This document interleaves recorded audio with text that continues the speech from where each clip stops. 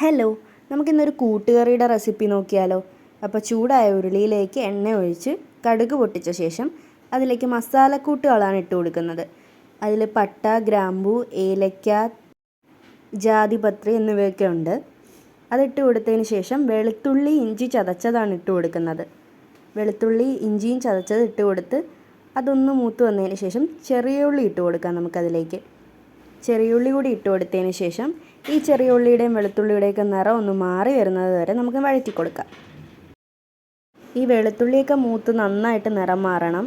ചെറിയ ഉള്ളി നന്നായിട്ട് ഒന്ന് വഴറ്റിയെടുത്തതിന് ശേഷം പിന്നെ നമ്മളിതിലേക്ക് ചേർക്കുന്നത് കറിവേപ്പിലയും വറ്റൽമുളകും കൂടിയാണ്. കറിവേപ്പിലയും വറ്റൽമുളകും ഒക്കെ ഇട്ട് കൊടുത്ത് നന്നായി വഴറ്റി കൊടുത്തതിന് ശേഷം അതിൻ്റെയൊക്കെ നിറം മാറുന്നത് വരെ നമുക്കൊന്ന് വെയിറ്റ് ചെയ്യാം. ഈ ഒരു ഗോൾഡൻ ബ്രൗൺ കളർ നിറം ആകുമ്പോഴത്തേക്കും പിന്നെ നമുക്കതിലേക്ക് സവാള ചേർത്ത് കൊടുക്കാം. ഈ സവാള നന്നായിട്ട് വഴന്നു വന്ന ശേഷം മാത്രമേ നമുക്ക് അടുത്ത ഇൻഗ്രീഡിയൻറ്റ് ചേർക്കാൻ പറ്റുള്ളൂ. അപ്പോൾ ഇത് പെട്ടെന്ന് വഴന്ന് കിട്ടാനായിട്ട് നമുക്ക് വേണമെങ്കിൽ കുറച്ച് ഉപ്പ് കൂടി ചേർത്ത് കൊടുക്കാം. ഉപ്പ് ചേർക്കുമ്പോഴത്തേക്കും പെട്ടെന്ന് സവാള വഴന്ന് കിട്ടും. ഈ ഒരു രീതിയിൽ സവാള വഴന്ന് കിട്ടിയതിന് ശേഷം നമുക്ക് പിന്നെ ഇതിലേക്ക് ഉരുളക്കിഴങ്ങ് ചേർത്ത് കൊടുക്കാം. ഉരുളക്കിഴങ്ങ് ചേർത്ത ശേഷം പിന്നെ നമുക്ക് ഈ ഉള്ളിയും ഉരുളക്കിഴങ്ങും നന്നായിട്ട് മിക്സ് ചെയ്ത് കൊടുക്കാം. അതിനുശേഷം പിന്നെ നമ്മൾ ഇതിലേക്ക് ചേർക്കുന്നത് സാമ്പാർ മുളകും പച്ചമുളകും കൂടിയാണ്.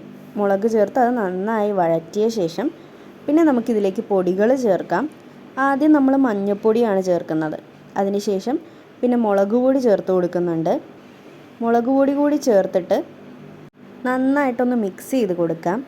വളരെ നന്നായിട്ട് മിക്സ് ചെയ്ത് ഈ പൊടികളൊക്കെ അതിലേക്ക് നന്നായിട്ടൊന്ന് പിടിക്കുന്നവരെ നമ്മളതൊന്ന് മിക്സ് ചെയ്ത് കൊടുക്കണം. അതൊന്ന് നന്നായിട്ട് മിക്സായി വന്ന ശേഷം പിന്നെ നമ്മളിതിലേക്ക് ചേർത്ത് കൊടുക്കുന്നത് മല്ലിപ്പൊടിയാണ്. പിന്നെ ഇതിനാവശ്യമായിട്ടുള്ള മല്ലിപ്പൊടിയാണ് നമ്മളിതിലേക്ക് ചേർക്കുന്നത്.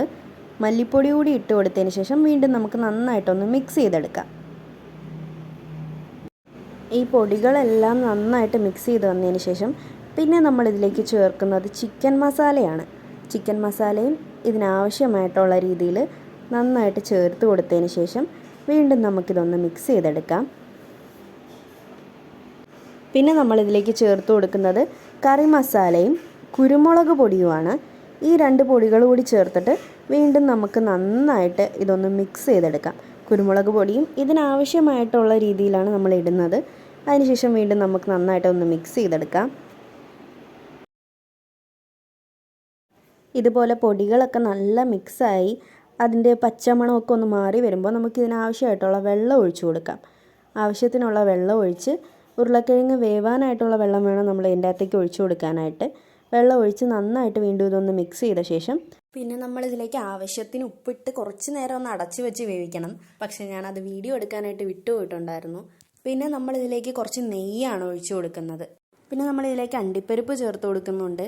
അത് കഴിഞ്ഞ് ഏറ്റവും ഫൈനൽ സ്റ്റെപ്പായിട്ട് നമ്മളിതിൽ ചെയ്യുന്നത് പാലാണ് ചേർത്ത് കൊടുക്കുന്നത്.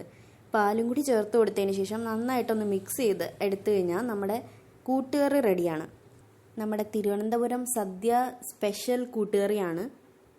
അതുകൊണ്ട് തന്നെ ടേസ്റ്റിലൊട്ടും കോംപ്രമൈസ് ഉണ്ടാവത്തില്ല.